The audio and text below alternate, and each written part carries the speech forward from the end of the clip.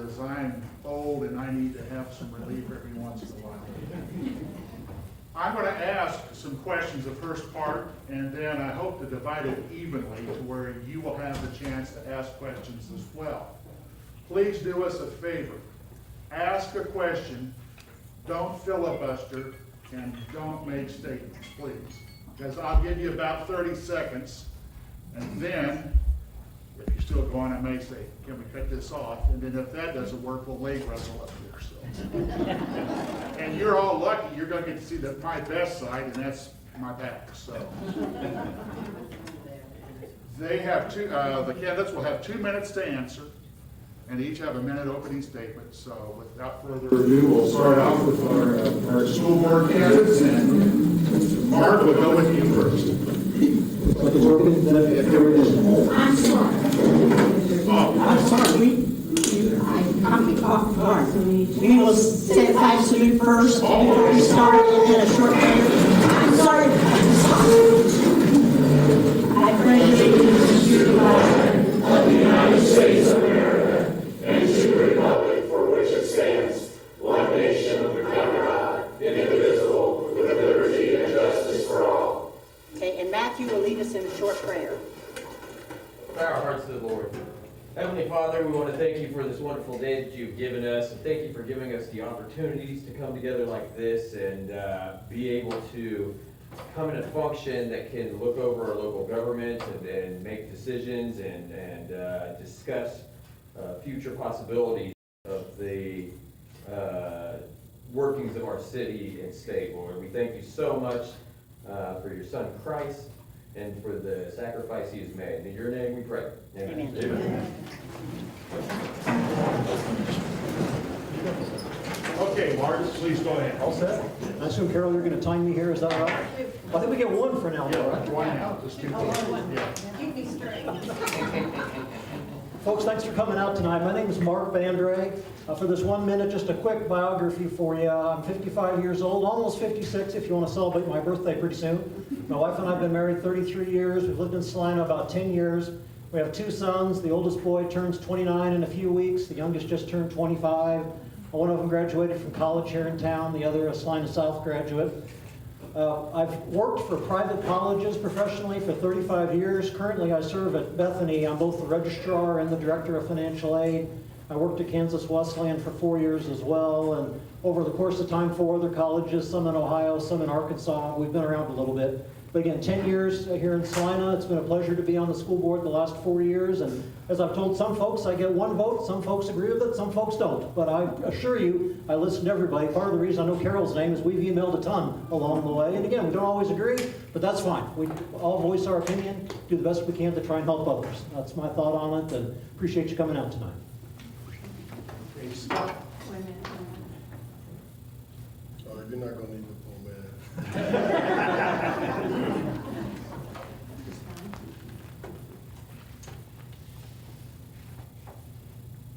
Are you ready? Yep.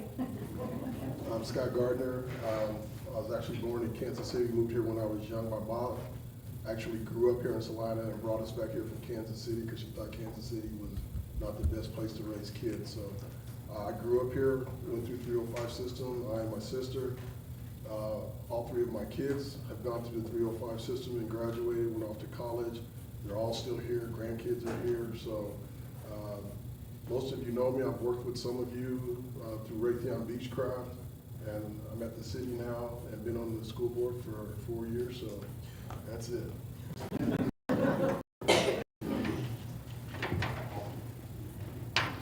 Good evening, I'm Paul Gebhardt, and I was born here in Salina. Went through the Salina school system, graduated from Salina South in 1992, where I joined the Navy. Went in the Navy, spent 24 years in the Navy, traveled the earth, and spent a lot of that time at sea, and a lot of time on overseas. Outside of that, I moved back here after retirement from the Navy, and then went to K-State Salina at the Polytechnic campus as a professional pilot and UAS engineering technology student. And while I was there, I was a tutor in the writing center. And outside that, I'm here to run for the sake of paying back my community.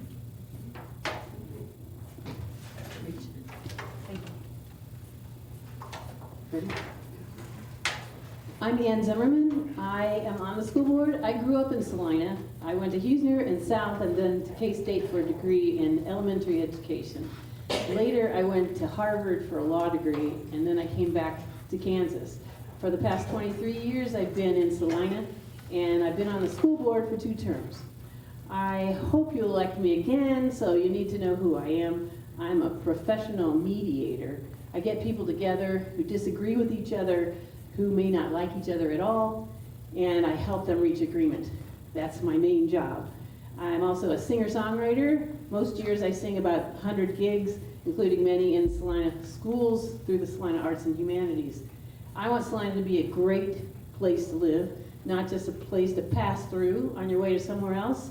I want it to be a great place to grow up and a great place to stay, or a great place to move to, or move back to after you've lived somewhere else. Thank you. Okay, I think Ann will just have you hang on to the microphone there. For my benefit, we'll go back and forth. They'll get 2 now. Okay, question number 1. If you are elected to a 4-year term on the Board of Education in November, in your opinion, what is something that you see as a positive in local education and something that is a concern to you in local education over the next 4 years? Ann? Say the second part again. What is something you see as a positive in local education, and what is something that concerns you on local education in the next 4 Okay, years? thank you. And I have 2 minutes? Yes. Okay. Well, we have a big initiative this year that's called Visible Learning. I think that's what it's called. Yeah. Yes, and it's looking at research of all the things that teachers do. Almost everything teachers do positively affects learning for the students, but there are certain things they do that have a bigger positive influence on student learning. And this is a study of that, and the books on it, we are training our teachers on it now, thanks to our great superintendent, Lynn Exline, and the people are seeing what really works. And so if you've got a choice of 2 or 3 possibilities for teaching methods, and you can use the one that works better than any of them, that's what you want to do, because the teachers all want the kids to learn. That's one of our big strengths this year, positive things. One of the big challenges now has become chronic absenteeism. And there have been so many students since the pandemic, it was somewhat of a problem before, but even more now, that are absent more than 10% of the year.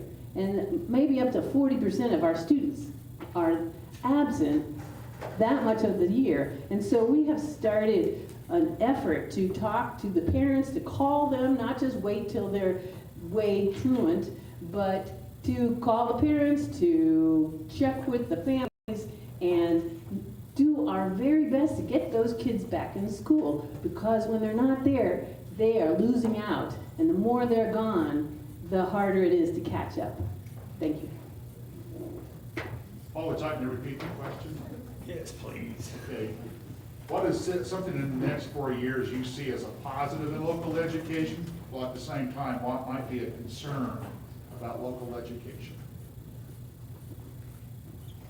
Well, I think that we have adequate funding for what we've done. We have, over the last 20 years, increased twofold our amount of funding available. So looking at that, it's a matter of how we spend that so that we can avoid having problems with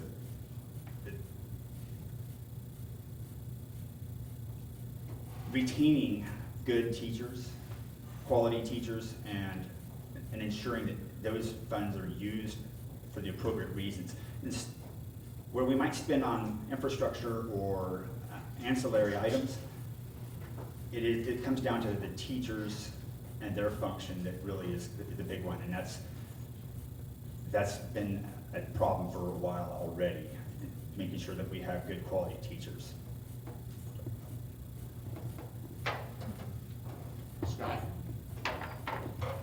Well, I think one of the positive things is that the system that we're in right now with USD 305 is we're not afraid to change. As we learn more, we adapt, we make changes as necessary. As a master black belt in continuous improvement, that's the thing that we always have to be ready to do, is modify what we're doing and change it in order to reach the goals that we're trying to reach. If we're doing something and it isn't working, we need to stop doing it as quickly as possible, change courses, and adapt a new policy. The thing that's a big concern, as far as I'm concerned, is the funding that we're supposed to get from the state, i.e. for special education. Those numbers are drastically underfunded. And because of that, we have to take money from other areas to help fund those events, those efforts. And so, to me, we have to make sure that we're able to get the funding necessary in order to do the things necessary to educate the kids. Make sure we don't hamstring anybody here on the microphone. So, positive for me, I come from a family that's always valued education. I have a doctorate in educational leadership. My brothers are both lawyers. My parents are both college graduates. 3 of my 4 grandparents went to college. So I come from that perspective. But Jim Fletcher, the current board president, he and I have talked a lot about the different ways people become contributing members of the community. And one of the really, really cool things about what USD 305 does is all the diverse ways we prepare people for whatever it is they want to do. I mean, you can leave Salina South or Salina Central with a welding certificate from Salina Tech. You can join the military. We prepare people in a lot of different ways. And part of the reason we're able to be successful in all the different offerings for those over many years of leadership from our predecessors on the board, from Mrs. Exline and her predecessors and the superintendent and the great things teachers have done, is we've planned ahead financially. You don't see this a lot unless you very carefully study the budget that we put out each year, but Salina's school districts are in great shape financially. They have adequate savings, they have a master plan for making sure the facilities are well taken care of. For me, it's a real honor to be able to help shepherd that budget through the process. That's one of the key things the board does, is help keep an eye on the wheel financially, and it's just great that we're in such good shape that way. As far as negatives, I want to echo the 2 things that Ann and Scott both said. Getting kids to come to school is a real challenge. Part of that stems from poverty in the community. We have a number of families that just struggle with how do I get from A to B each day. And when we talked about a student recently where the family can't afford the gas money to get them there, but they're within the 2.5-mile range where we're allowed to do busing. So how to solve some of those problems. And I think one of the things we can do that I hope to work on if re-elected is figuring out better ways to help inform our state and federal elected officers. The special education funding is a problem, without a doubt, and there's other things that come up financially that we'll talk about along the way. So, close to time. Carol's smiling at me. On to the next one. Many parents, especially after the pandemic, learned about public education, and some chose to put their kids into private schools or other ways of learning. How do you win back parents and students that may have left the public school system to go into private schools or the homeschooling? You go next? That's fine. So great question. Obviously, the pandemic disrupted a lot of things. That was not a fun time for anybody in any stretch of the imagination. And their families make choices, and that's what it's all about. I want to make sure that every family has the ability to make a choice about the best place they want to go to school, whether that's private school, public school. I want to make sure that Salina schools put their best foot forward on that. I think many of you have seen or heard over the last 1.5 years, I think 2 years now, and we've been doing some pretty extensive marketing programs. We actually hired an outside firm to do some studies of why did people leave the school system, what things we essentially do to get them back.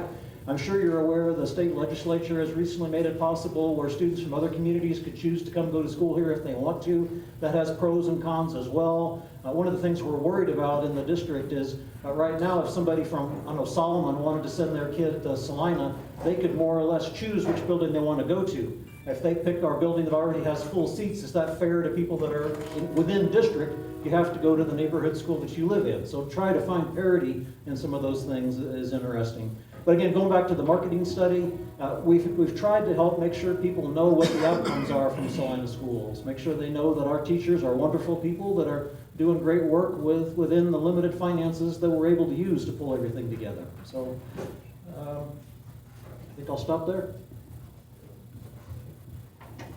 I would agree with Mark that the marketing study is powerful, but one of the things that I think we really need to be concerned about is, are we actually being meaningfully unique to our children and to the families? So are we giving them exactly what they need in order to be successful? The only way we can do that is we gotta find out what they deem to be of importance. So it's not about what we think or what we want, it's about being able to deliver what's necessary in order for them to be successful. And so as long as we're being meaningfully unique for what our community and what our people are asking for, I think that's the job that we need to be striving to do, because it's not about what we've got. We've all got our degrees and we've moved on. We've got to make sure that the generation coming behind us is able to be as successful, if not more. Repose that question. Yeah, how do public schools win back parents who may have opted out for homeschooling or private schools? Okay, and on this one here, it kind of goes back to what I was just saying. I think that a lot of the pandemic brought on a lot of challenges that people weren't capable of getting past. It put challenges on the school systems and the educational systems that they weren't able to get past. And I think that getting them what they need, just like Scott said, as a matter of fact, the unique taught lessons and information, the foundational skills is going to be the critical piece that we need to be able to get together. Because after the pandemic, we're going to have years before we actually truly see how much impact that actually made on everything we're having to deal with now. And then making changes through each of these events and getting past this, it's going to be time before it all comes out in the wash. So getting us to that point, I think is going to be the biggest challenge.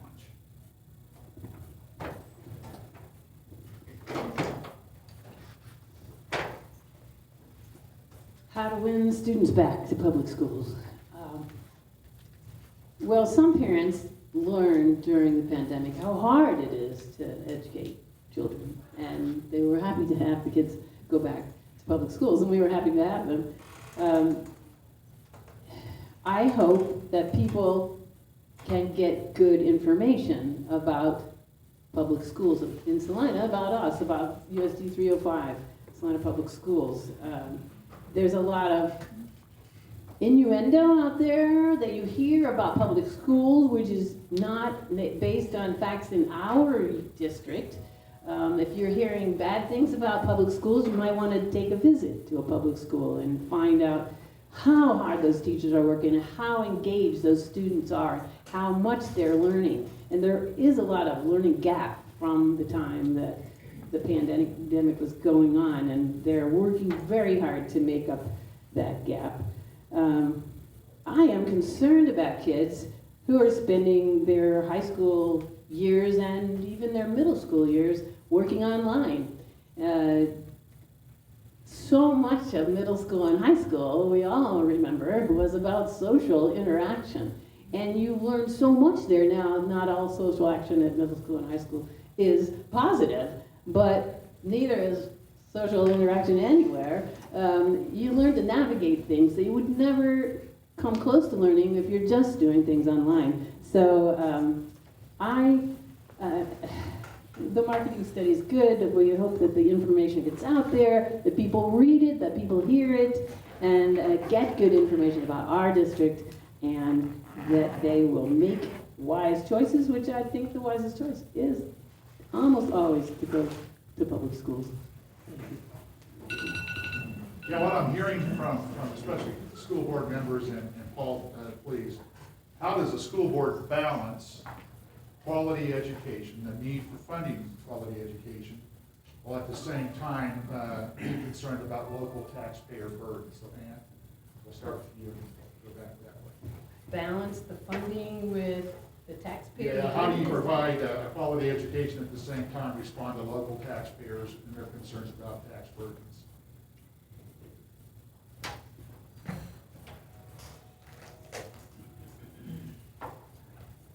Much of our school district money comes from the state, and there's a 20 mil levy that's all across the state. And districts that have a very rich tax base, which would be including Johnson County schools and maybe like some oil well schools out in western Kansas, they have lots and lots of income from that 20 mills, and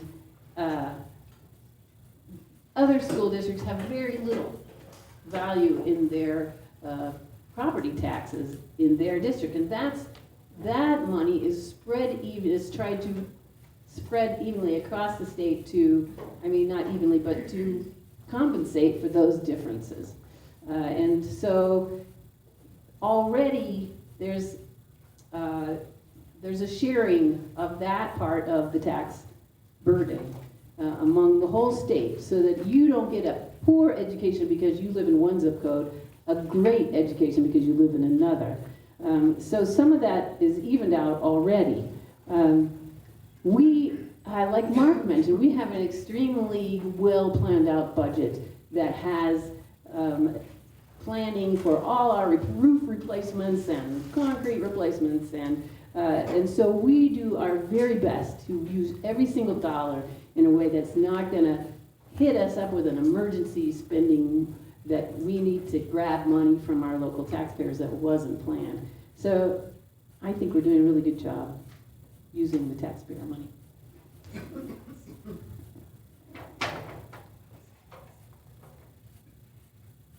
I think that the best way to sum it up is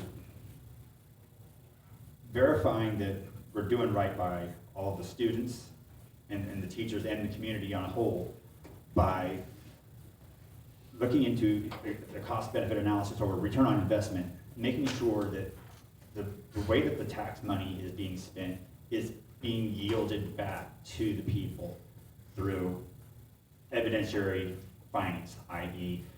grades. Making sure that the grades are up to snuff as a measure. And the other side of it is making sure that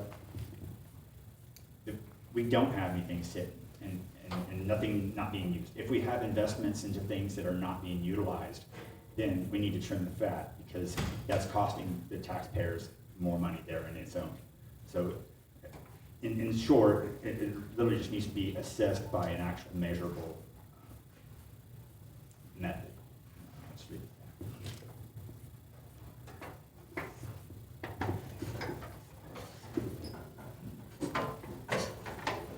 Did we go out and find the shortest chairs? I switched with this guy. I think it's a tall table. I'm wondering if you can get up. For me, it comes back to education.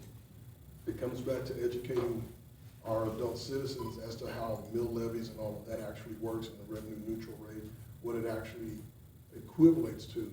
Because even while we're not revenue neutral, the average increase was probably going to affect somebody about $9 or $10.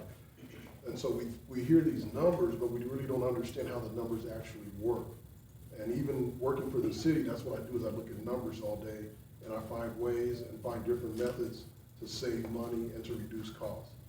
And so I think the biggest thing we have to do is first understand how the money's being spent and what it actually equivalates to. And then we might realize it's really not that big of a number actually, just depending on if your taxes have gone up. If your taxes don't go up, it doesn't affect you at all.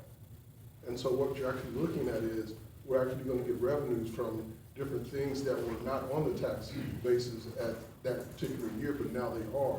You know, where we give businesses tax incentives, we didn't get any money from them because we returned it back to them. Well, now that those incentives are gone, now we will tax them and that money will come in. If we say we're not, that money won't come in anymore. And so we try to do things to get businesses to come to Salina. When that time is up, we have to go back and start to recoup so that we can do things for new businesses coming to Salina. But if we never change that tax thing, then we will never see that growth, and we will not be able to get businesses to come in because we won't have the money to put into the system. There's pros to going first in this order and pros to going last as well. So these guys have all given great answers to it. I want to tell you a quick story on this. My father-in-law has been on the school board in Garnett, where he lives, for 36 years, believe it or not. This is his last year. He was on the school board when the Wolf Creek nuclear power plant was built in Burlington. And one of the fun things for Garnett at that time, fun said in quotes, was a lot of the workers doing the work in Burlington lived in Garnett. So the kids were going to school there. At that time, some of the revenue neutral things Diane was talking about, where the mill levy dollars are equitably spread across the state, it wasn't done quite the same. So Burlington had these beautiful schools that Wolf Creek ultimately funded, but the workers were all living in Garnett, which didn't get some of that revenue. So there's some history behind why the dollars are better spread out, better allocated across the state. And I hope that we keep doing that. Part of that comes from one of the answers earlier about helping to educate the folks in Topeka and Washington about how they make decisions on these. How does the decision they make there affect the local schools? Now, Scott mentioned earlier about the special ed not being adequately funded. I don't remember the exact percentage, but it's something like 62% of what they're supposed to be funding, might be worse than that, is what actually comes through. And that hurts in every other sense. I think the key thing that the taxpayer needs to know is Salina Public Schools has done an excellent job using the dollars that are available. There's been a lot of press the last couple of weeks about all the savings that have happened from the mill levies. I'm not sure if you read about that, but bond levy, thank you, I used the wrong term. $4 million in savings over the life of a 30-year bond because of how that was refinanced. And over the course of all, if I remember correctly, over the course of all the bonds that USD 305 has done over its history, this company has found ways to save something like $16 million while having quality facilities. I mean, it's important for our students to be able to have quality facilities here to go to school in, to play in, the new softball fields, all that's part of the system. So I think I'm biased. Certainly, one of the good things about being on the board is I've had access to this budget for 4 years, but I feel really confident about the way dollars are being spent. I know my taxes gone up in my house this year because somebody decided my house is worth more, so I understand that side too. But those dollars that come in, I think, are being shepherded wisely. And should folks have questions about that, let me know. We'll talk about it. Well, we've hit about the halfway point of the first section here. This is where I'd like to turn it over to you, the citizen. And I want to share something with you real quick. I heard from a talk show host a couple of weeks ago. There's two types of people in this country today. There's a consumer, and she plays the hits 6 to 9 every night. Yeah, my time's up, okay. I've been told that a lot. So there are two types of people in this country, a consumer and a citizen. You are all citizens because you're interested in what's going on. These folks up here are citizens because they want to run for a zero-paid job, and they catch crap all the time from talk show hosts and radio. So now what I would like to do is turn the floor over to you, and when you raise your hand, stand up, tell us who you are. Again, 30 seconds, please ask a question. Let's don't make a statement, let's don't filibuster. So anybody interested in asking a question? And all the bells. Is anybody interested in asking a question? None. Let's go. Okay, I know this fella right here. They will have 2 minutes to respond. I'm State Representative Clark Sanders. There's been controversy in the last 2 or 3 years about books on the school library shelves. In fact, I think there's a list, if my information is correct, of about 30 books that are questionable in nature. How do you feel we're doing in Salina with the keeping appropriate books on the school library shelves? Okay, again, you'll all have 2 minutes, up to 2 minutes. We'll keep an eye on Carol here for that. Thank you, Clark. Appreciate the question. One of the really great things about any educational system is giving students access to literature. You have to be able to read, you have to be able to discern. We're all faced with things every day, especially with things beeping at us. I mean, we're all access to information. There's tons of information. We were talking beforehand about the good old days when my parents got a newspaper at home, and that was the only source of information, was that one public newspaper. Now we get information from everywhere. I think a key thing that we can do in our public schools is help young people discern what they're reading. How do you make good quality decisions based on what's there? I personally, as some of you that followed things this last year, are aware, I'm not in favor of banning books for any reason. I am in favor of educating our librarians and our students and making sure that the things that are brought into the schools in the first place have value behind them. Your definition of value may not agree with mine, may not deal with the librarians, but we're trying to make good informed decisions about what's there. And the second thing beyond that, one of the things we did this last year during some of the contention that Clark alluded to was we, as a school board, made sure that parents have a right to come in and have a voice in what their students are reading. So without a doubt, any parent, they should be aware of this. If they're not, let me just state it here. They have access to check with librarians about what books their students are checking out. And when my sons were in school, I didn't care what they read. I want them to read. I want them to inform themselves and learn how to interpret that literature, whatever it might be. But as parents, they have the right to come in and pull those back out if they want to. So, great question. That's what I think on the matter. And I want people to read and be informed is what it comes down to.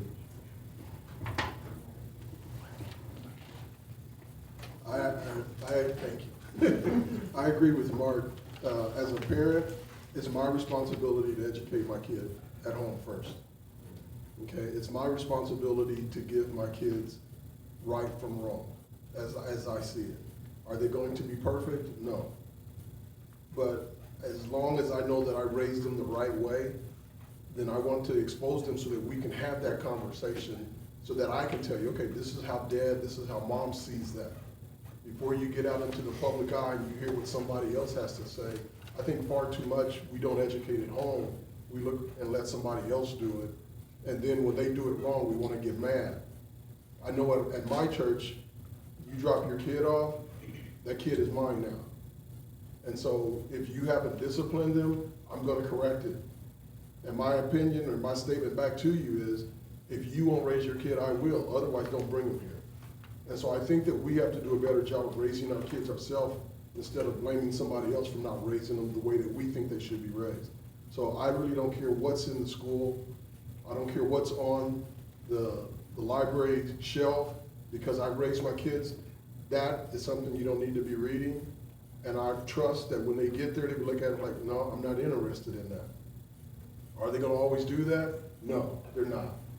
But that doesn't mean that I don't want to expose them to that and then allow them to go to college and then get exposed to it and actually make the wrong decisions. So yes, let's have those conversations.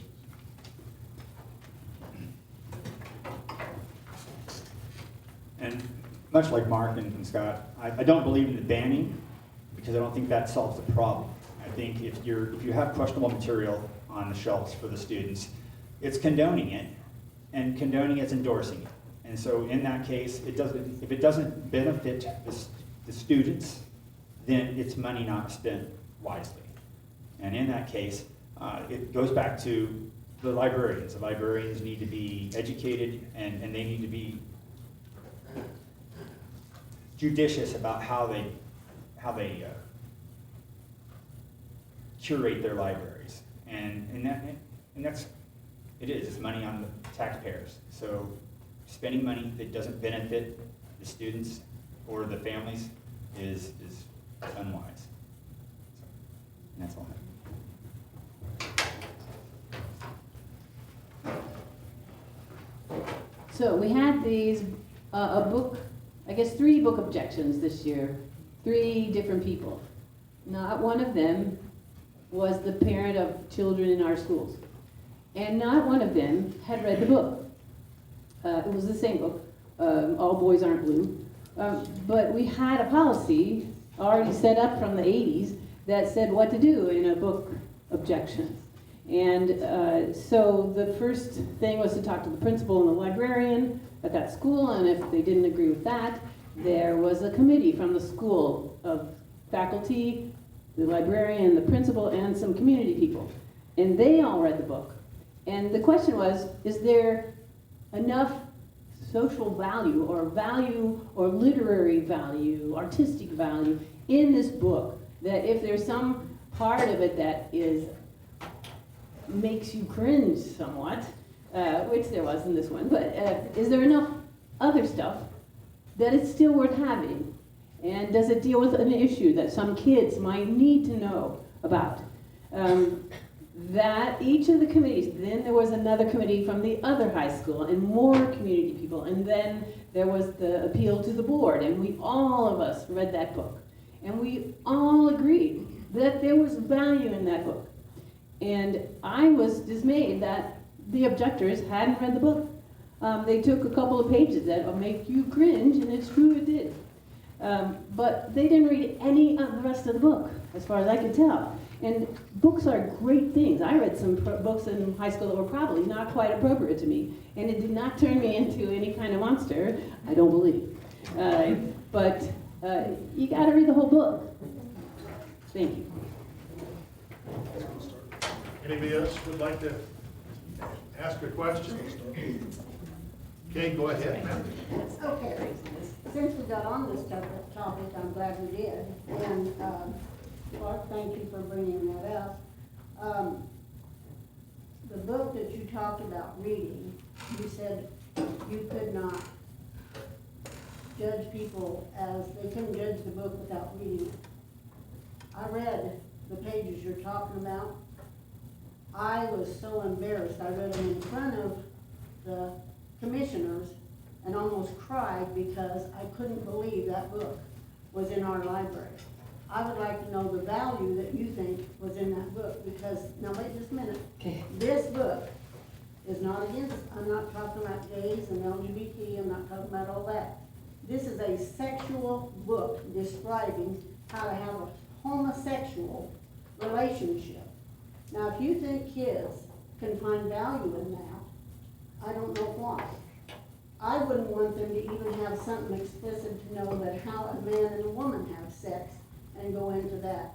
When I went to school, and I know I loved growing up Okay, when I went to school. can we, Oh, okay.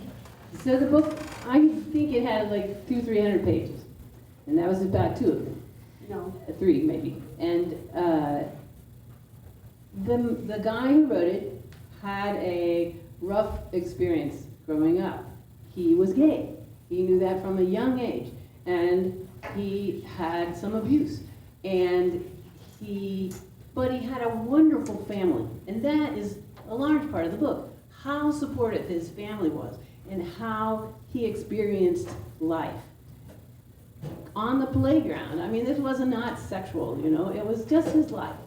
And he, in his home, he had a wonderful home, and a wonderful grandmother, and lots of wonderful relatives, and all those are parts of the book. And you don't get that on those 3 pages. And that's only like 1% of the book, and 99% of the book was very, it was not cringe-worthy, it was genuinely heartwarming. And there are gay kids in our schools, and there are black kids. This was a black gay guy. And he didn't want other people in his situation to feel as alone as he did in their lives. And that was the value of that book.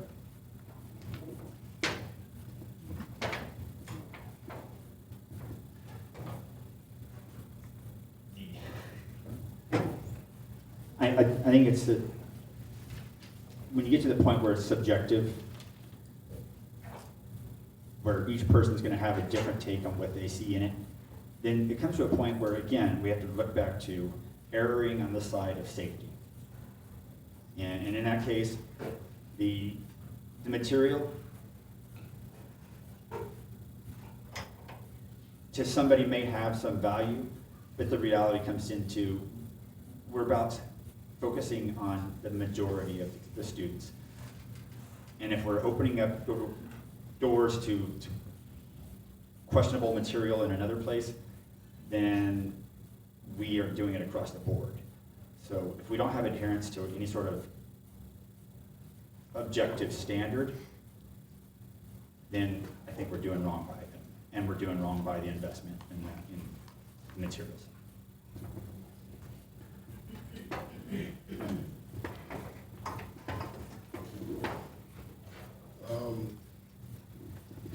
I don't really feel the question was directed to me, but I'll try to comment on it as best I can. I think everybody is going to have a different, or could have a different perspective on that particular book based upon the way you were raised, okay? I have gays and lesbians in my family. My wife has it in her family. And so when I read the book, I'm like, I can relate to that. I've seen that. Okay? It's not that it should be, and I'm not telling anybody, if you're gay, that's your business. I don't have a heaven or hell to put you in. But at the same token, I know that God loves everybody. And so I can't sit here and thumb my nose at you or put my nose in the air at you just because that's the sin that you have. I have my own sins. And sin is sin. Okay, the bottom line. It makes a difference. Yes, sins have different grades, but sin is sin. All have sinned, period. Okay? So just because your sin is homosexuality doesn't make me any better than you. And so the whole point is I think we have to educate our kids. Sometimes we have to come back and educate our adults as to, okay, how do you want to live your life? And if you want to live your life that way, I can't do anything about it. And so it's not only that, it's in everything that we do. So I think it's all about the perspective that you've grown up with. And for me, it comes back to not that one particular book. It comes back to all of us have different perceptions about anything. Once we start pulling one book from the shelf, it's never going to stop. Because somebody else, the person behind you, might ask a question about a different book, and a third book, and a 12th book, and all of a sudden we don't have any books in the library because somebody finds rejection about everything. I want to echo what Scott said in an earlier question about making sure that people have educational opportunities everywhere they are in the community, whether from their family, from their church, wherever it is that we interact with others, that we're giving education out there. I wanted my sons to benefit, and somebody, I can't remember who, somebody said this earlier, I want my sons to benefit from reading things first, as opposed to experiencing it somewhere later on. If I had a son who was gay, I'd rather them read about that experience than finding out about it the first time the hard way. So I guess I declined to answer your question about the specific book, although I can't top anything Ann said. I think she gave a great answer to the question of that specific book. But I'm just not going to pull any book from the library for any reason. Pornography? Okay, we have about 10 minutes left in this section with the Randy, school there was a board. question back there. Question. Okay, Maybe not a question, a statement? questions only. Well, my question then would be to Ann Zimmerman, who said. Can you make it to all of them, please? Okay, to all of you, who said you had a select group who all read the entire book. I mean, was this select group a group that already was in favor of the book? Or how do you discriminate between those that had favor and those who weren't so much for the book? The book, bottom line, is pornography. That's what we're talking about here. Pornography. So I'll answer for Ann and for others on this as well. If you read the district policy on this, which again has been in place since, Ann said the 80s, it might have been earlier than that, I'm not sure, it's been around for a long time. But it starts out at the school building level. Anybody who wants to complain about a book at the individual level has the opportunity to go talk to the principal. If they're not met with satisfaction there, they can go to the next level. Just to cut to the chase, because I have 2 minutes, it winds up forming a committee at the school level, which is composed of I don't remember the exact policy, but it's for sure the principal, 2 teachers, 2 members of the community, and again, it's by no means biased at that point. It's a group of people that are involved in this process. There's a decision made there. Then it goes to the district level, and that's chaired by, I can't remember her exact title, but Shanna Rector was the person who chaired it this time around. It goes through a process with district level people, with principals from different buildings, with teachers from different levels around, and community members involved in there as well. If there's a third level needed, then it goes to the school board. And we go through the same type of process. So there's multiple people involved.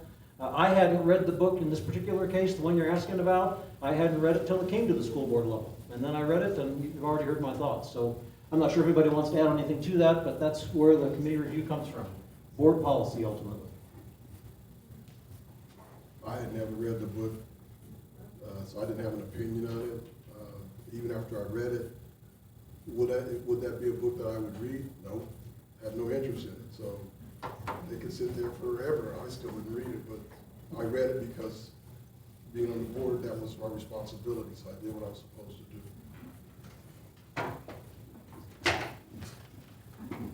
I have not read the book in its entirety, but I am familiar with a good bit of the portions that are in question. And I agree. I think it's a matter of morality and ethical spending of taxpayer dollars, and questionable of ethical library curation, because that's not the place to be having our sexualities thrown out to them. They're going to find it on their own, and that's for the parents to discern, I think, in those cases. So. I'll leave it at that.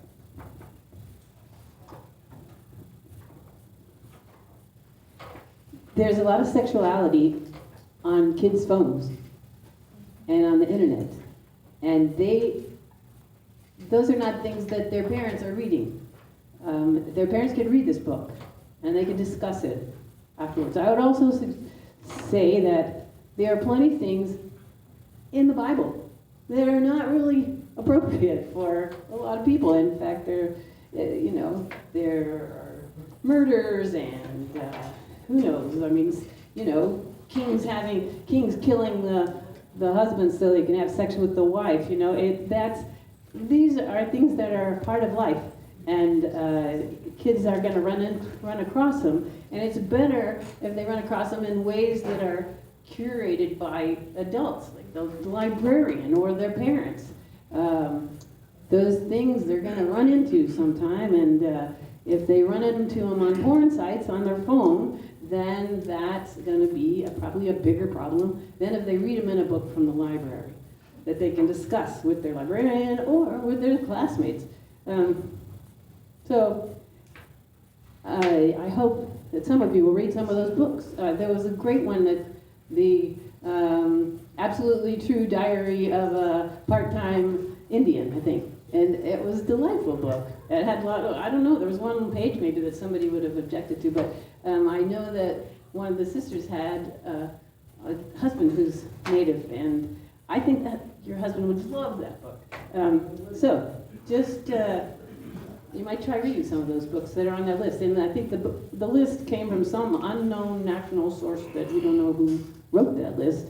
I don't know, I got a copy just because somebody was passing it around. And I started reading them, and there were some really good books. So, that's all. Rosemary, we have about 5 minutes left, and we didn't say anything about a closing statement. Would it be okay if I allow them each a minute closing statement? Ann, would you like to have a minute closing statement, please? So, I am having a great time being on the school board. It's a lot of work, it's a lot of meetings, it's a lot of reading. Every week you're reading dozens and hundreds of pages, but it seems really worthwhile. And I really want our schools to be great. I want our kids to be successful. I want our kids to be wise, the wisest 18-year-olds they can be when they get out of school, and to have a great life on the way up. I had a wonderful time in Salina Public Schools, and a great transformative education can just stretch minds, can stretch hearts, and can leave you with more wonder for life and wonder for the earth and the world. And that's what I want for our kids, to be full of wonder when they graduate and ready to discover more. Because you know that when you turn 18, you're not grown. You have a lot more growing to do. So that's what I want for our kids, is a transformational education.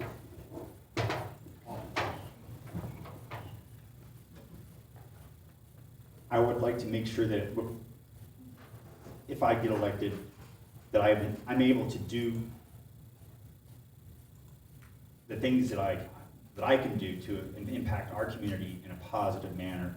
And I think the educational system is the heart of the community. And I think that that's one of the reasons it's driving me to run into this venture. And I want to be able to utilize all my skill sets, from my leadership in the Navy to my time as a student out here, as well as all my previous time going to the school system here, using things like Project Excel and various other programs that were going on there, and just take those things and put them back together, because I've seen other places around the nation and other places around the world, and while we're very sheltered here in Salina, there's a lot of other places that are a lot more rife than we are with problems. And I think that it's a matter of getting in here now and making sure we stand in the way.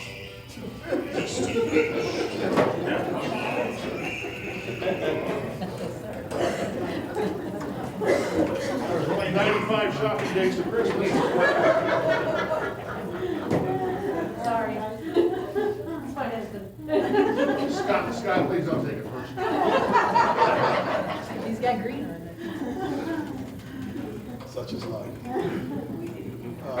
I've enjoyed being on the school board. I hope that you would re-elect me.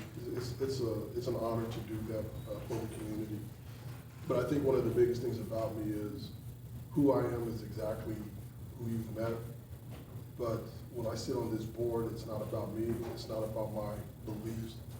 It's about what's best for our kids and what's best for our community. And so there's been a lot of things that I voted for that me personally, Scott would not have done that, but because of what's necessary to move forward in the community, then I'm either behind it or I may be against it. But I have to do what's best for the community, not necessarily what Scott thinks is best. As you heard earlier, I've spent most of my life involved in education in some way, shape, or form. But despite that, I have learned a tremendous amount the last 4 years. And part of the reason I'm running again is to try and keep on using some of that knowledge to help benefit our students and our families. Again, you're not always going to agree with me, and I'm not always going to agree with you, but I'm going to respect your opinion. I can assure you that even during the height of COVID, when we had so much controversy about masking, people disagreed with me, no doubt about it. But I respected your opinion. I wrote back to every single person who wrote to me, and I'm going to keep on doing that. So I feel like, similar to what Scott said, I put my heart and soul into this the last 4 years. I've read a tremendous amount of material, trying to help figure out what's best for our students and our teachers to help make this truly the best place to learn and to work. And I want to keep on trying to do that. So if you're so inclined to give me your vote, I appreciate it very much. I hope you'll email me or call me. The email and phone number have been on the district website for 4 years. They're still there. And happy to help answer questions if we can along the way. But again, I really want to close by thanking you all for having this and you all for being here. It's such a small segment of the population, but I appreciate you all being here and hope you'll tell your friends and neighbors to keep on being supportive of voting in general. We're going to take about a 10-minute break now and then get the city commission candidates a chance to get up and stretch your legs, and we'll be back at 8 o'clock, about 10 minutes from now. Okay.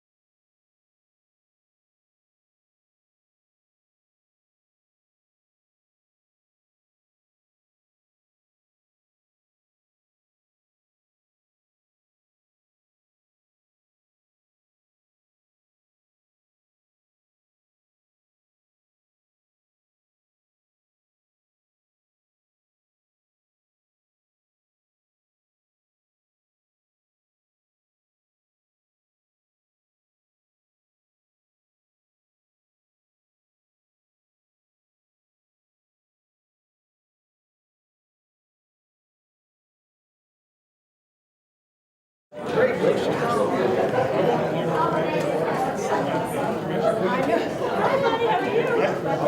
I might not lay down. I'm still laying there.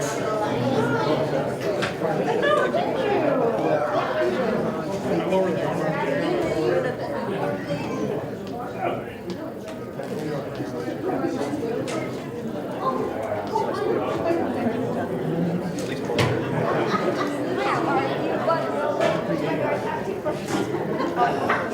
Okay, everybody, it's 3 o'clock.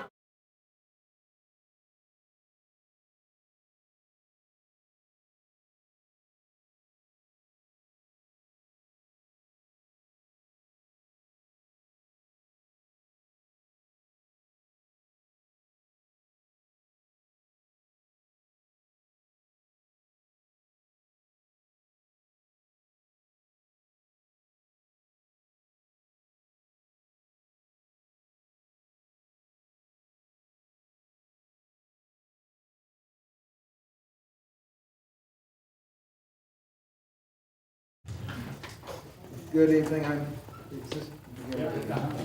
Trent Davis, I'm currently on the city commission. I was served on several citizen boards before I joined the commission, Arts and Humanities Commission, Big Brothers, Big Sisters, Access TV, and the County Board of Health. The city commission is a place where it does take a skill to be able to listen, understand what people are saying, not necessarily how they're saying it, and read and educate yourself to come up with what's best for the community, not necessarily how you feel yourself. Listening is the most important skill. I have lived in Salina for 24 years. I'm a physician as my day job, but I don't let that cross this job and vice versa. It's been a pleasure to serve so far. Is this 1 minute or 2 minutes? 1 minute. 1 minute. Cuts out half my notes right there. Chad Farber, I am a citizen of Salina. I've been living here for 10 years now. I love Salina, and that's one reason I'm running. Last time I ran for this position, I kind of had the idea that I wanted to give back towards the community. I wanted to give back to the community that was so good for my children, for my wife, and for myself. Now, a couple years later, I've made a decision I'm going to run to make a change, to affect a change. And there's some things that need to be changed. I think we heard a lot of things that need to be changed just a few minutes ago. Our city commission is a little bit different from that. And hopefully we'll get a chance to talk about some of these things, but I think our tax burden is too great here in the city. We need to adjust that a little bit. I would love to get our city broken up into districts so every person could get a voice towards every election. And so that's one thing that I'd love to push toward. And I'm sure you'll hear more ideas coming up shortly. Thank you. My name is Mike Hoppick. I've been on the Salina City Commission for 6 years. I've lived in Salina for 44 years. By coincidence, been married for 44 years. My wife Polly is a nurse at Salina Regional Health Center. I was in banking for 20-some years. I currently own Land Title Service. Raised 3 children in USD 305. Fortunate to have 2 of those that still live in this community, and that's part of the reason I ran 6 years ago, and I'm running again. I guess my motto is, it's all about our future, and I believe it's not about our future, but about our kids' future and our grandkids' future. So I have 3 of those that live here in town. My daughter and her husband work in the school system, and my son works with me. I think that it's important to have background to serve on the city commission. Before I served, I also served on the Salina Airport Authority, the Chamber of Commerce, Salina Downtown Inc., and the Salina Education Foundation, to give you an idea, to help give me the background, to help listen, to know, and have a feel for the community. Hello, everybody. Thank you for coming. My name is Jerry Ivy, lifelong resident of Salina, Kansas, 4th generation. I have 3 kids, 2 son-in-laws. They're all grown now, and want to run for the city commission so that I can give back to the community.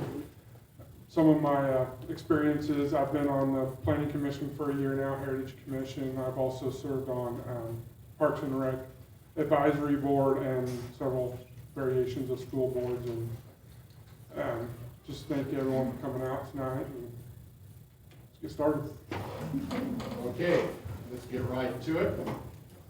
First question, and Jerry will start with you and go back the other way.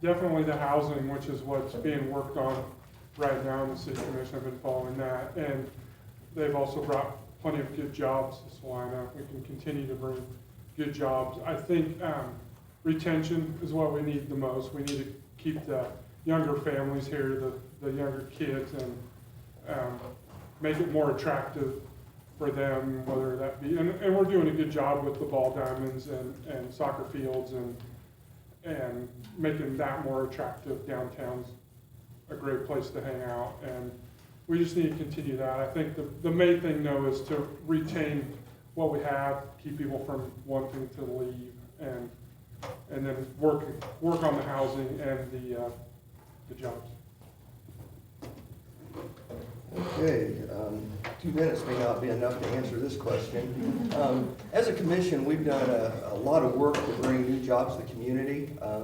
We've worked hand in hand with the Salina County Commission, Salina Airport Authority, the Chamber, to go out to Topeka and to help get funding to help with some of the businesses we currently have expand. Schwann's has expanded. They built an 800 square foot new addition, and they're also adding on another addition.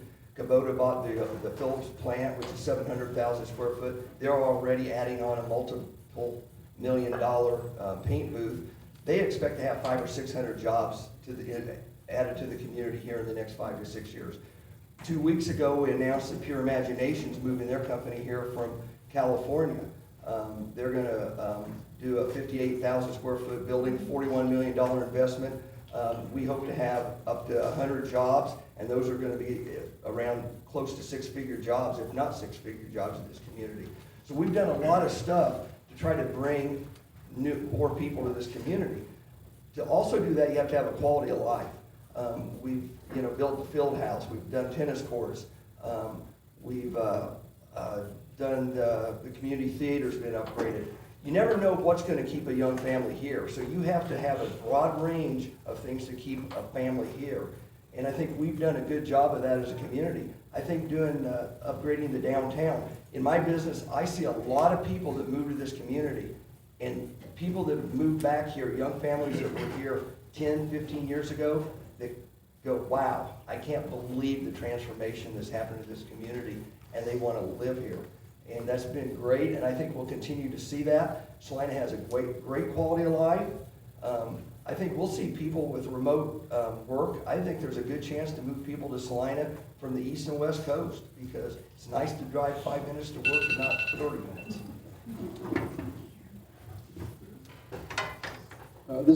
This population question has come up before, and this is one of the reasons that I dug into this a little bit. 3,600 people since 1960 that our population has increased. Can I give you a little more recent numbers? In the last 10 years, our population has decreased every year. Why is that? Why is that? There has to be a reason. And I know both of these guys who serve on the commission and have served a couple of terms, they're going to give you all the good things about Salina. And I'm not saying Salina doesn't have a lot of good things. It does. But there is still a problem where our population is not increasing. So we have to find out what that problem is. Housing is necessary, but affordable housing is necessary. When we're building $400,000 homes, that leaves out a whole segment of the population. When we're renting at $1,600 a month, that leaves out a whole segment of the population. Well, how do we get that to work? Well, as a commission, we can't legislate salary increases. It doesn't work that way. But you know what we can do? We can work on taxes. The tax burden in Salina County is awful. And our current commission voted 5-0 to lobby our state legislatures to not reduce the state food sales tax this past year.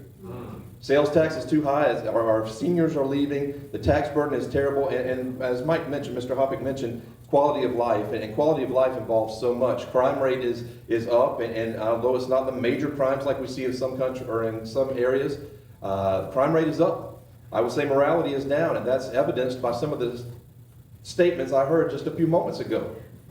And we have school board members that are denigrating the Bible and telling how bad the Bible is and how it's just as they try to align it with the pornography that they're putting in their libraries. There's a morality issue.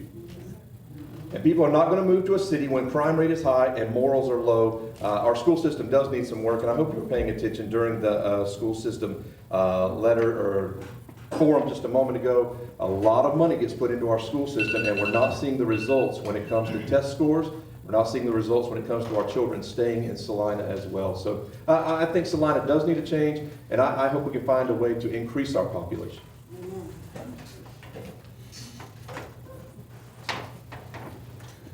I would say that in the era of rural flight, if our population is staying the same compared to other communities in rural areas, we're actually effectively gaining people. We don't have an Amazon here, we don't have a FedEx here. So as far as hitting a home run that's going to suddenly bring in 20,000 people, that's probably not going to happen. And we've had a 10 to 15 year plan to make the city more attractive to people. Downtown, work on housing, education, it's not under city commission, business expansion, the airport, business park. I always like to talk about 10-year plans and 2-year terms.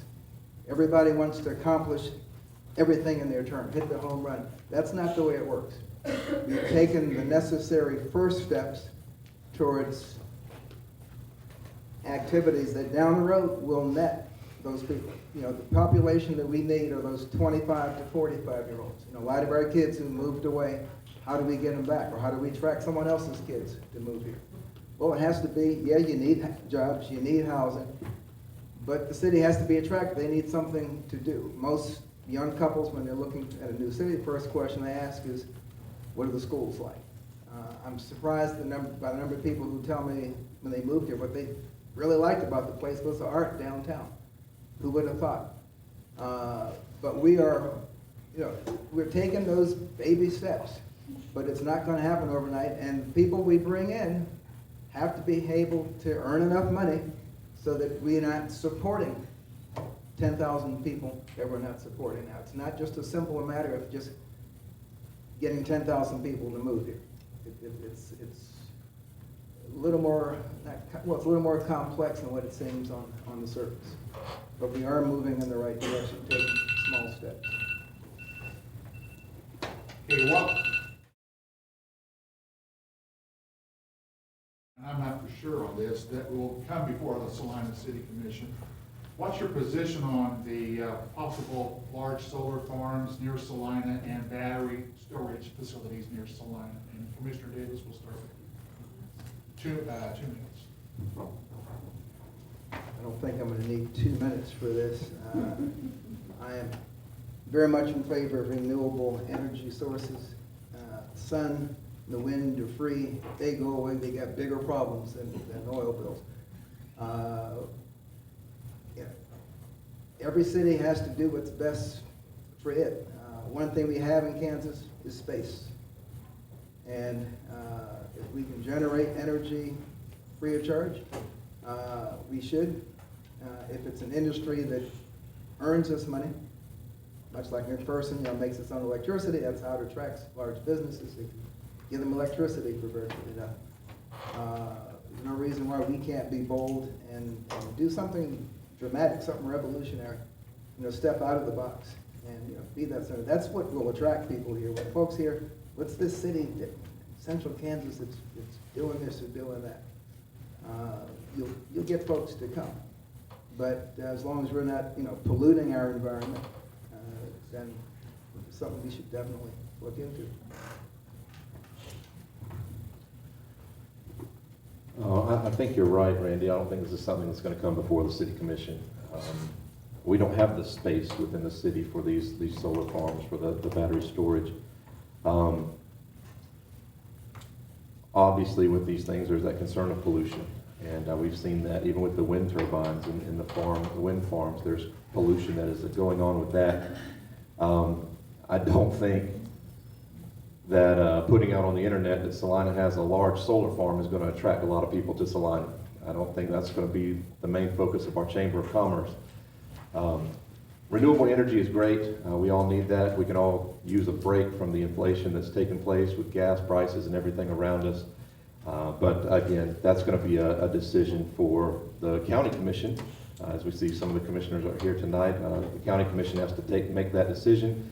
And from what I've heard, it's not going to be an easy one. Everybody's going to have an opinion about that. So good luck with that, Joe. Yeah, I think we have other things on the city side we need to discuss. Again, that's a county commission issue. That's out in the county. We don't have the space.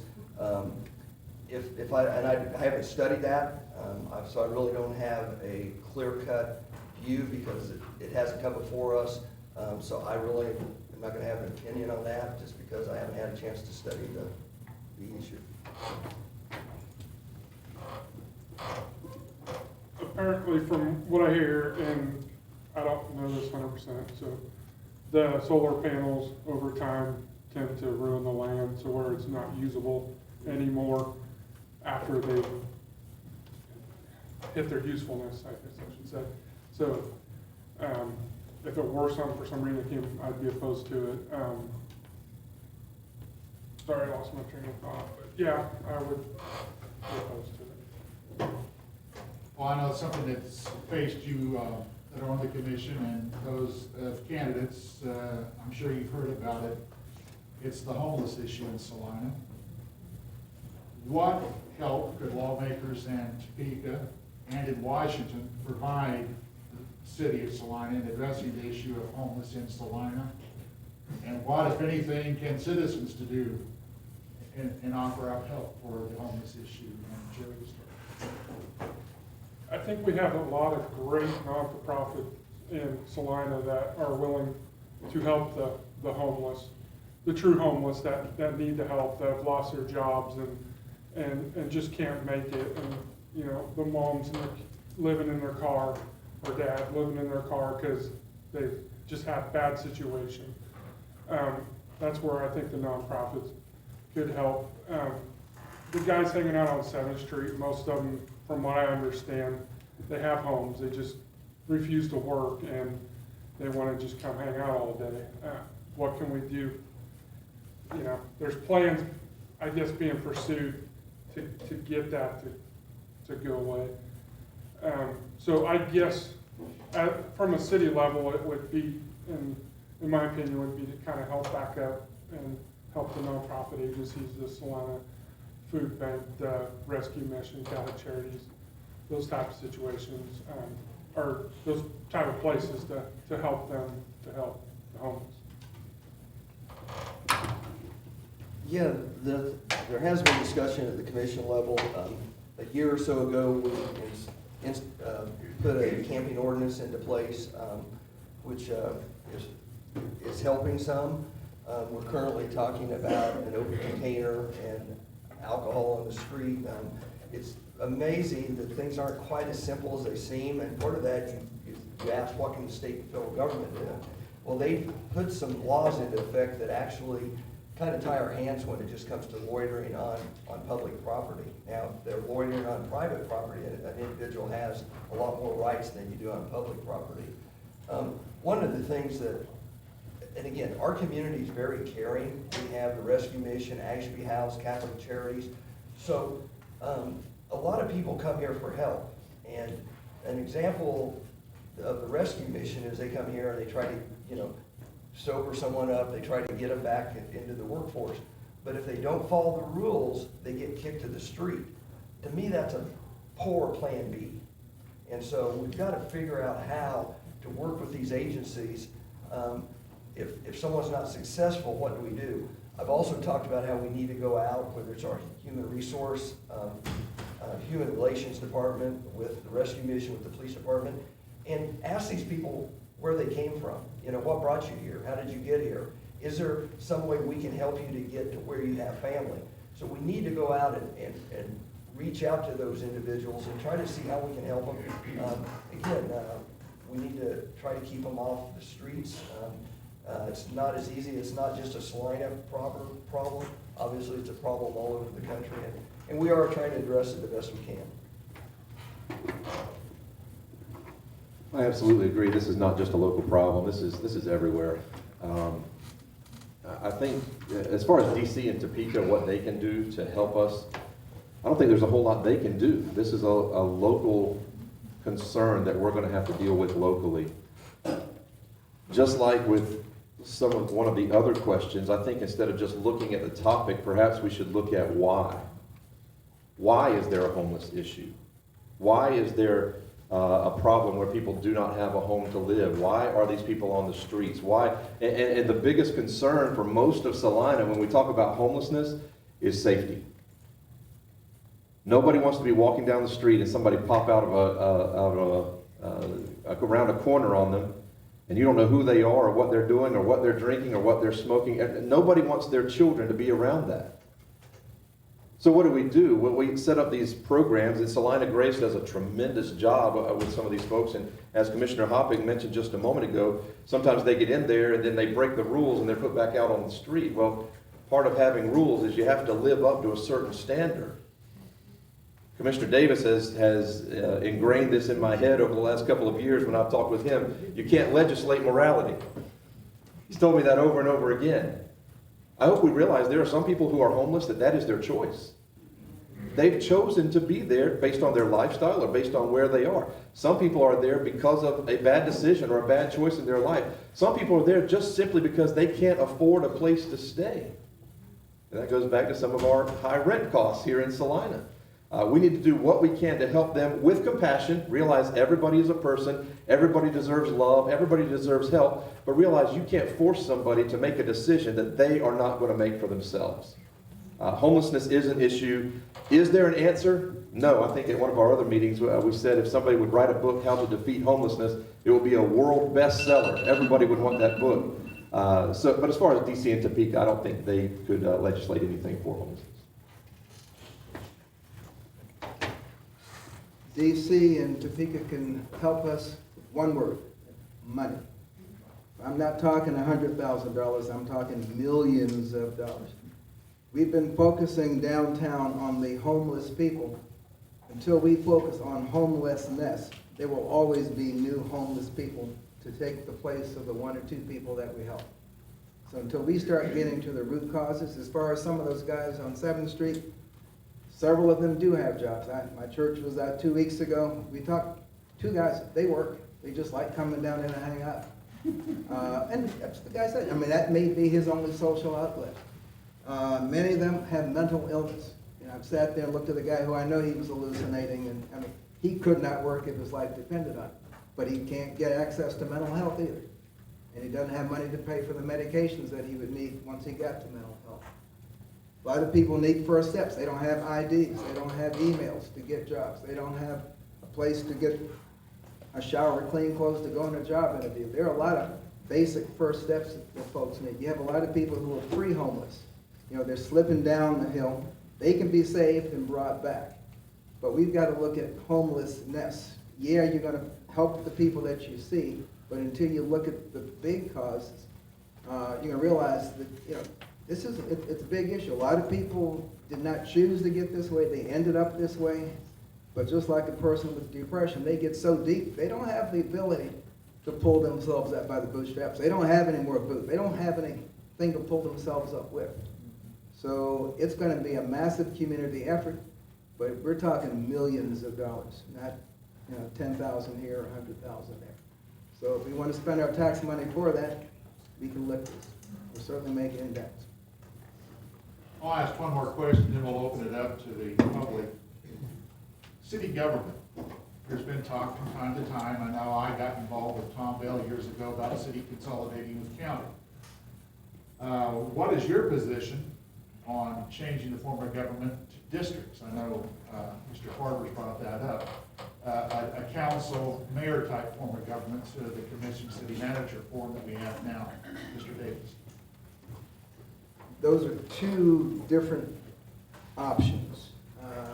our current, I personally like the city manager, city commission model, because you get 5 people who are elected one night in November. They don't become experts on sewage pumps and roads and overnight. I don't really want to know what size pump that engineering needs to buy for a certain thing, or how thick concrete. We pay people to make those decisions. Our city commission is a strategic board. I assumed the city had boards when I first moved here, because every city I've ever lived in did. I found that it didn't. There are advantages to it in that you get representation in each part of the city. The big disadvantage potentially is that one ward holds a project up hostage because it didn't get what it wants. So there are pros and cons, plus you have people who will move into a ward just to get elected. I mean, there are ways to game the system. But I would think that Salina has done things the right way with the city commission structure the way it is. Electing from different wards, would not be a deal breaker for me. I mean,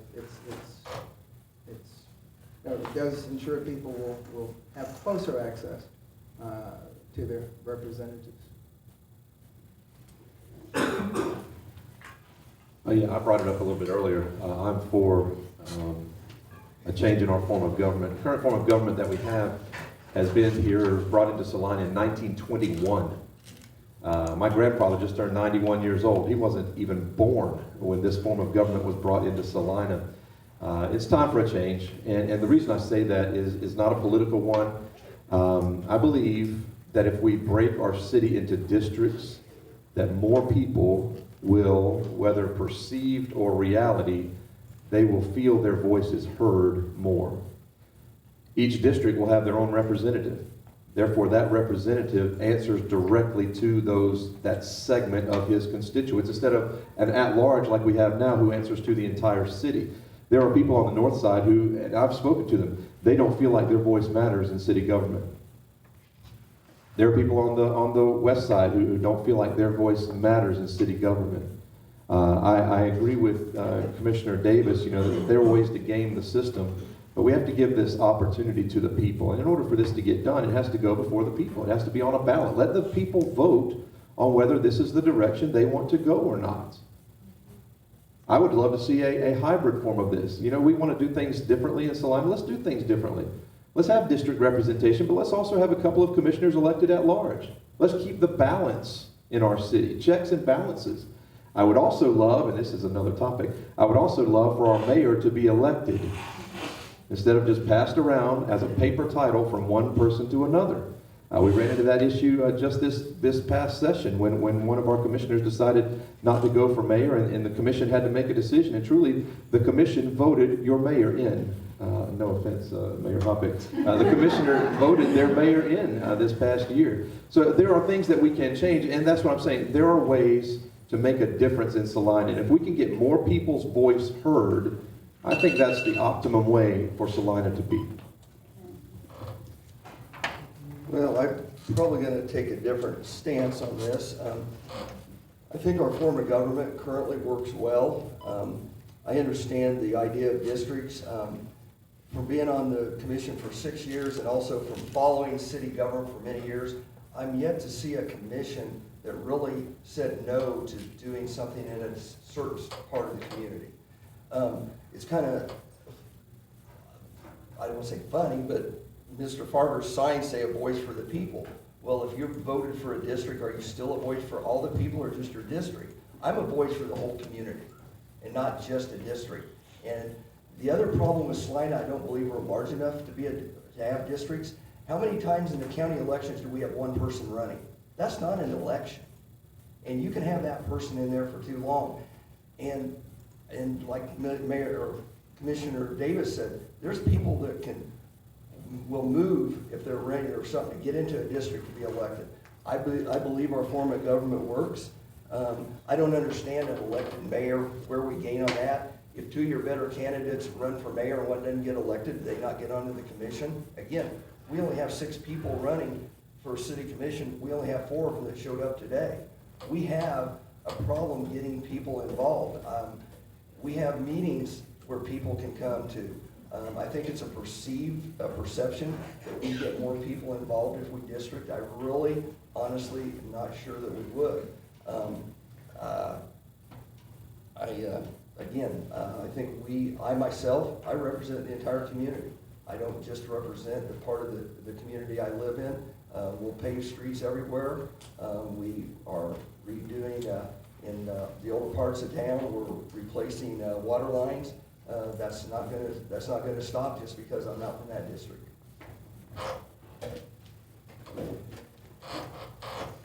I don't think Salina's big enough for districts. You know, if you're talking 5 districts, if we leave it kind of where it is now, that's 10,000 people, one person representing 10,000 people.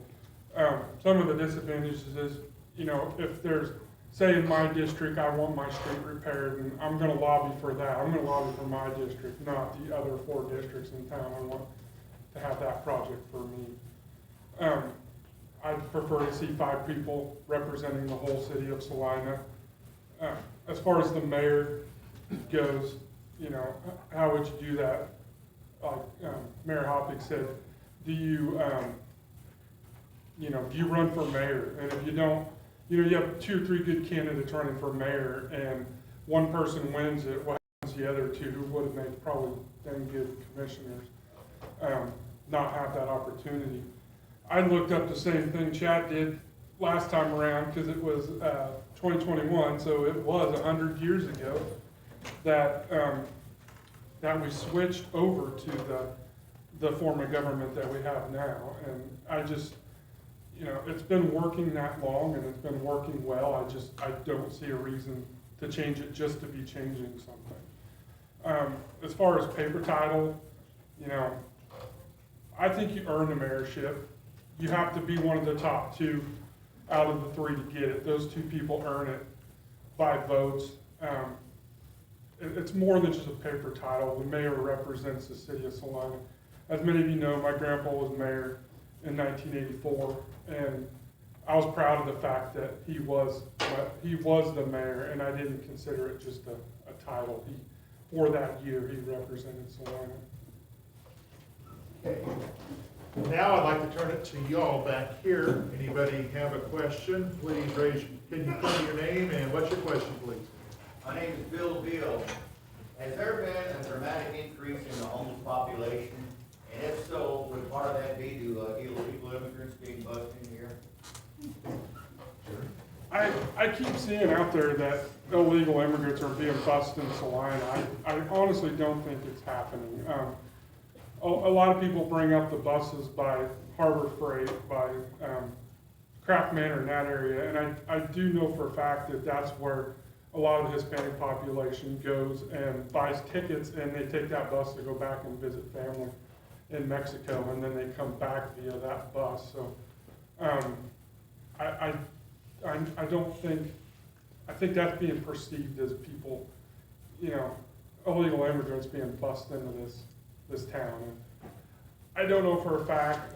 That'd be a good question probably to ask with the police department and what they're seeing, but I don't necessarily think it's a problem in Salina. Is it a problem in the United States? Yes, very much so, but in Salina, I don't know that I see it yet. I would say there's been an increase in homelessness, it appears. At least it's more visible right now. They could have been somewhere else where we weren't seeing them before. I have a business that's 2 blocks from the bus stop on 7th Street, and I drive by there at least 4 times a day. The number will vary anywhere from 4 to a dozen people there, and none of them appear to be Hispanic to me. So I don't believe that we have that issue here in Salina. I do agree with Commissioner Davis that the problem we have is we have a mental health issue in this country. And years and years ago, the government stopped putting money towards mental health. And so we have more of those people on our street. And also some of them do wish to live that way. So as far as the increase, so I believe that probably has increased, at least it's visible to me, what I'm seeing. But as far as being illegal immigrants, I'd say no. I concur. The homelessness seems to have been brought to the limelight through questions, through reporting, that type of thing. And we do have a huge crisis at our southern border. Let's not downplay that.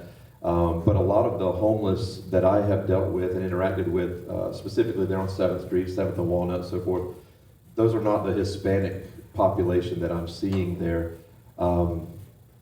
As far as busing people in, I personally have not seen evidence of it. There are all kinds of stories that go around.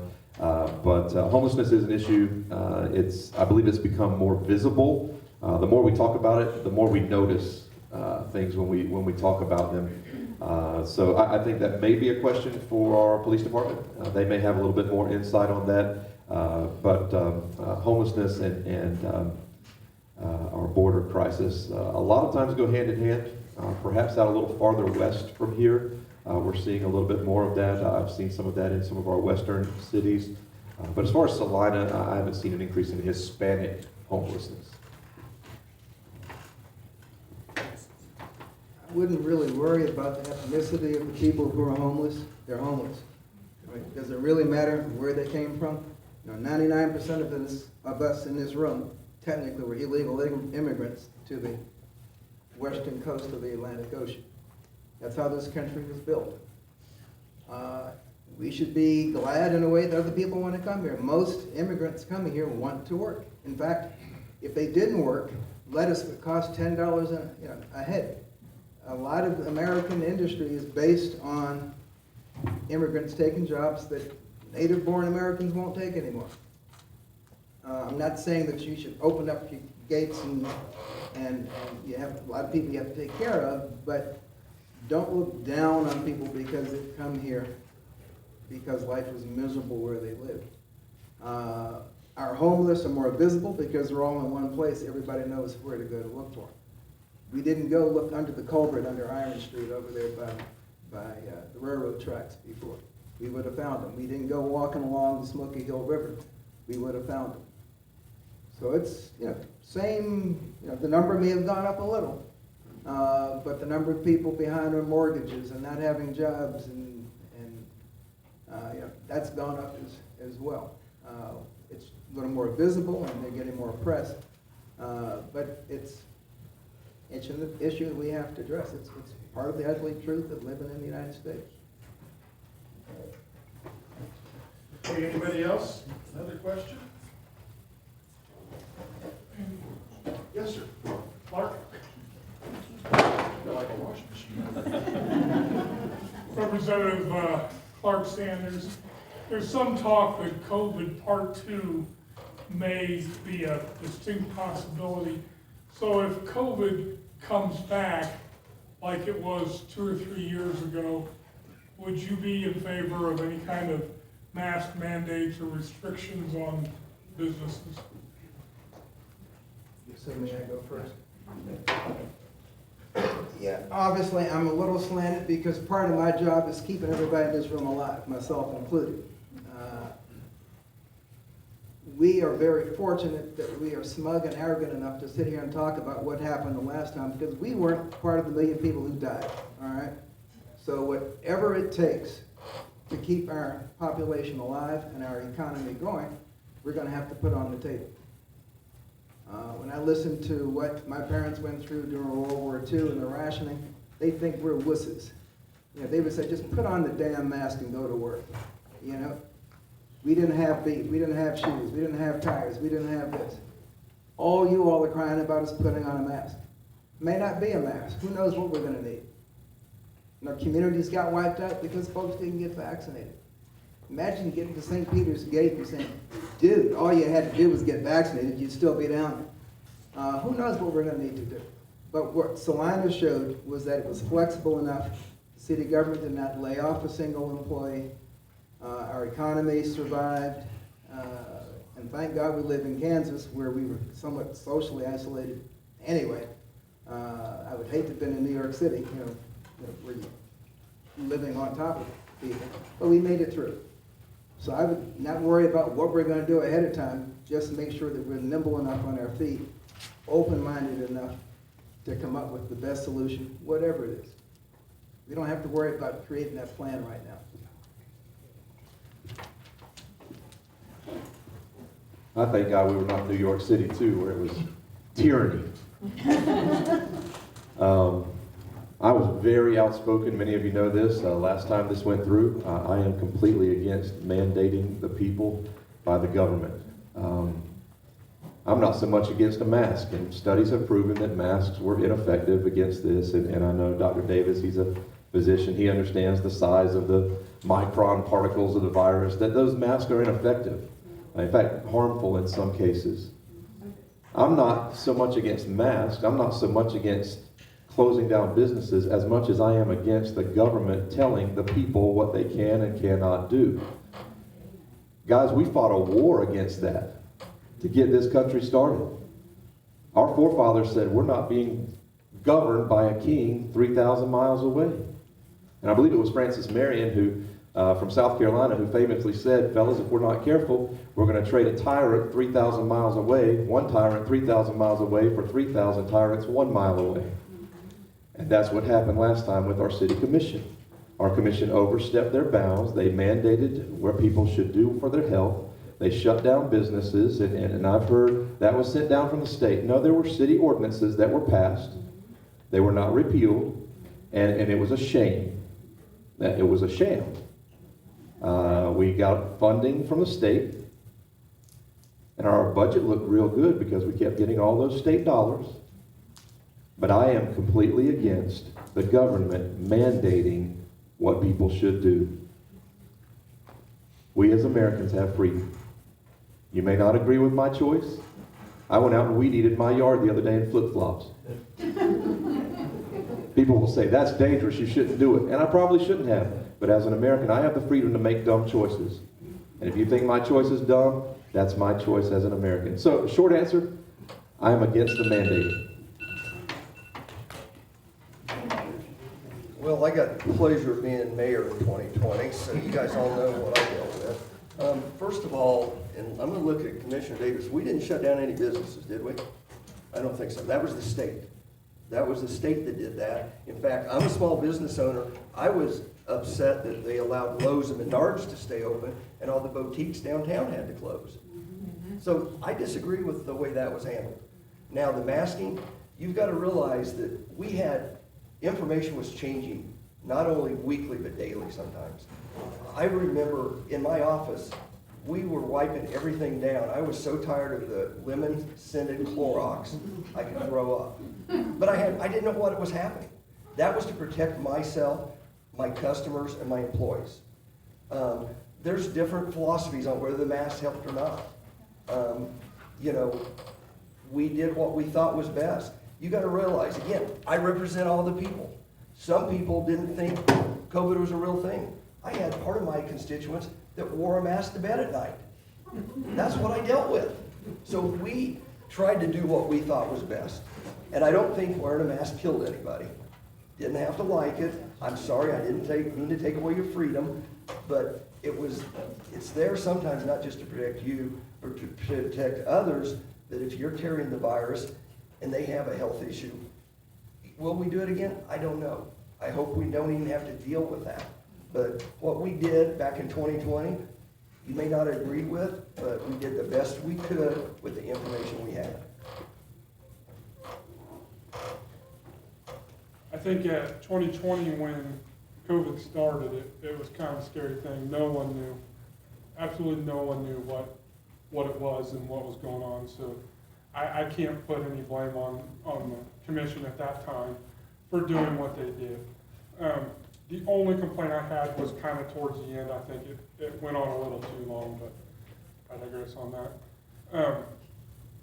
I don't see any, let's take what we learned from the first time and apply it if it does come around again this time. If you need to wear a mask, wear a mask. If you want to get your vaccination and you believe that works, get your vaccination, but don't tell me to do it. Either one of them, I won't tell you to do it. So as far as mandating it, no. We have time for one more question. Anybody got that last question? Okay.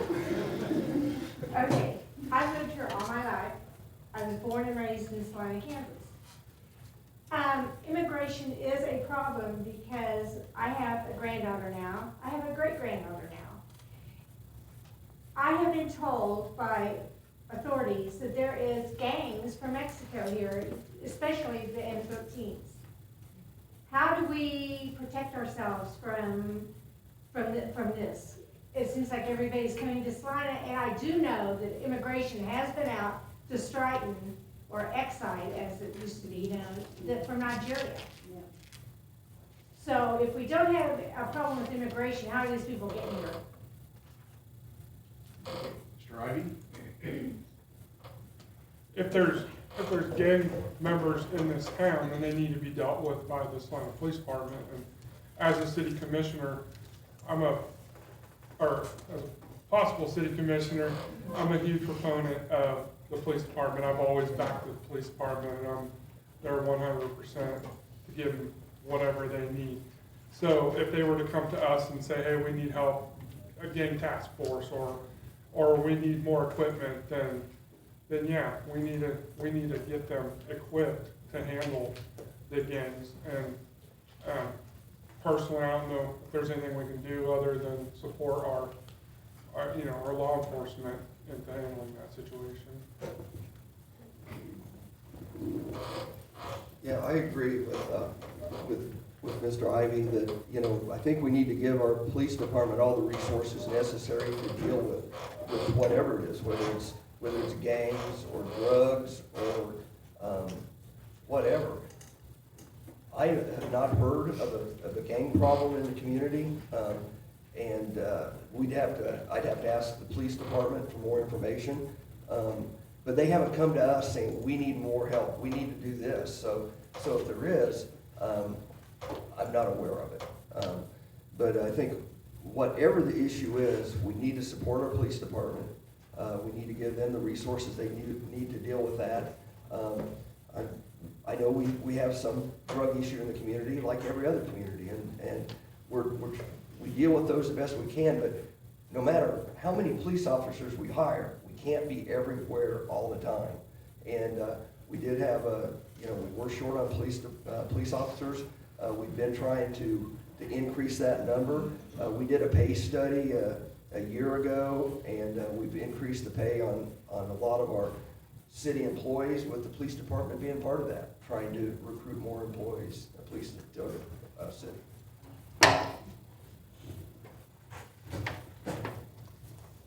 Immigration, I am not against. I think a healthy country has a certain amount of immigration. I am against illegal immigration. We've tried to change the names, of what these folks are, and the truth is, they are committing a crime by coming into our country illegally. And right now, I mentioned a moment ago, our border is wide open on the south, and we do have gang members coming across, and we do have terrorists coming across, and we do have drugs coming across, and we have sex trafficking taking place. Yes, there are gangs in Salina. I'm out in the community enough to know there are gangs in Salina. I don't know specifically about MS-13. There are gangs in Salina. The best way to combat that, and I think both of these fellows have said it the right way, we need to fund our police department. And we need to support our police department. They are a strong line of defense between those who observe the law and those who break the law. I was very disappointed when I heard Commissioner Davis, I believe it was a Central High School graduation, where he praised the young people for beginning and supporting the Sunflower Coalition. And as most of us know, one of the main purposes of the Sunflower Coalition way back when was to defund the police. We don't need that in Salina. Our commissions lately have been doing a wonderful job of funding our police department. It needs to continue that way. Our police department needs to be respected. As far as immigration, there are gangs, there is trouble, there are drugs, there is sex trafficking, there is trafficking going on in Salina. And we need to support our police department that are in dangerous positions every day. Well, Lucky me, I get to address the Sunflower Coalition remark immediately. I praise the Sunflower Coalition as a group of high school students who took on a task and were successful in civic action. Didn't matter the outcome, the fact was that they got involved and accomplished something. They did revamp and improve our police advisory board.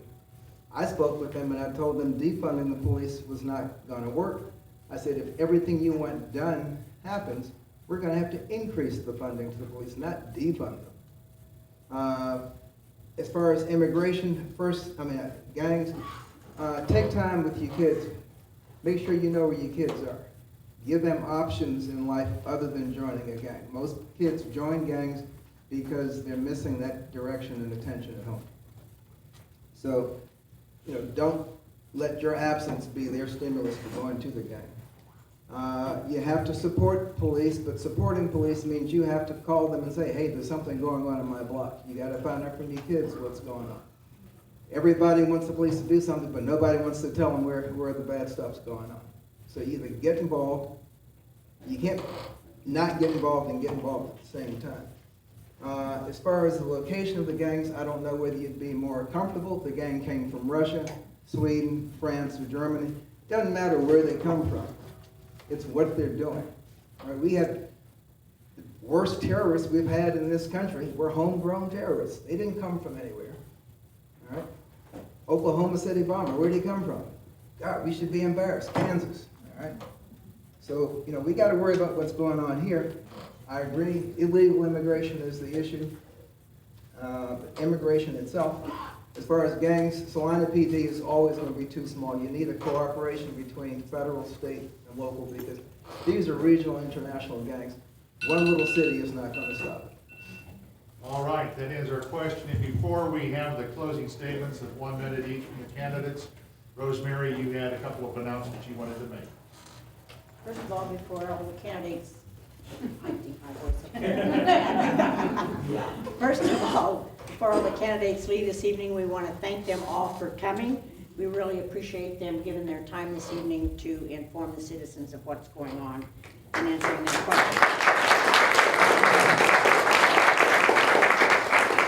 And thank Randy for being the moderator. We appreciate him. So remember, October the 17th, we will have the state reps here at the Carver Center, 7 o'clock on October the 17th. And if you're able, before you leave this evening, if you could pick up your chair and put in the racks for us so we don't have to spend all evening putting our chairs away. And I want to also thank the social media, KINA and 311 for being here tonight and broadcasting this forum. And also, the Granny Brigade is not a money-making organization. We just get out and keep the public informed of what's going on with the help of our commissioners and our school board members and other state representatives and that. We need to let the community know what's going on in our community. So if you have a couple of dollars, you might put in our little jar back there so we can pay for our rent. And that goes to our city. So thank you for all your coming. Thank you. Now, we'll have closing statements from our candidates, and Mr. Davis will one. Mr. Davis, go ahead. I know Mr. Carver wants 5, and after 5 o'clock he can have all the time he wants. One of my neighbors describes Salina as in the middle of everywhere. It'd be a nice city slogan. Not just geographically, but intellectually, economically, socially, educationally, recreationally. We actually have a little bit of whatever anybody needs, and we have nice mixtures of it. So we have a broad appeal. The city, through its public and private partnerships, has worked on downtown, our infrastructure, business expansion. But in the next couple of years, we have to work on housing, child care, education, homelessness, drug addiction, and mental health. The city commission is the connection between you as the citizen and the city government. City commissioners have to be able to speak with everyone, represent everyone, and listen to what's being said and come up with the best decisions. Even if it means saying no to your friends or saying yes to your adversaries, it's about being able to make good decisions. And I think I'm in the position to be able to do that. Thank you.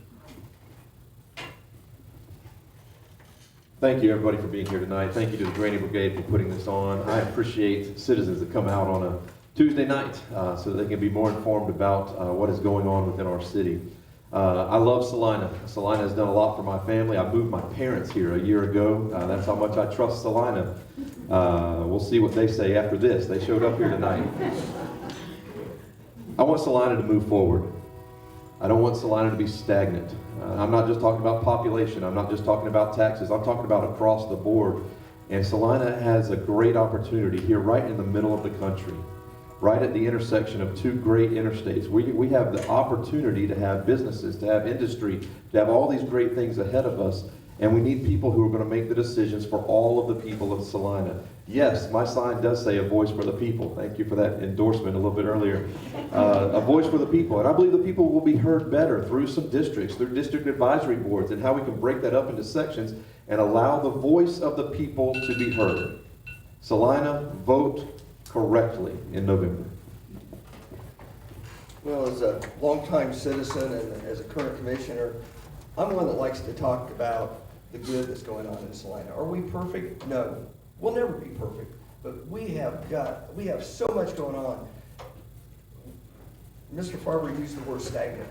Salina is anything but stagnant. I mean, we talked a little bit. I wish we could sit here and I could talk for 20 minutes about the growth in industry, about the population growth. We had a 2020 census during COVID. I'm not sure it was correct or not.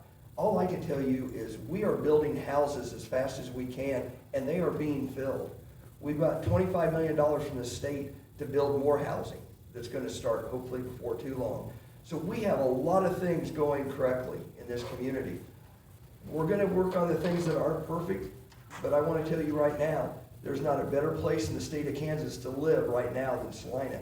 The lieutenant governor has been here 7 out of the last 9 months to talk about things that are going on in Salina. That should tell you how well we are doing as a community. Thank you all for coming. Commissioner Davis and Mayor Hoppy, they have about 14 years combined between them, I believe. They can tell you anything.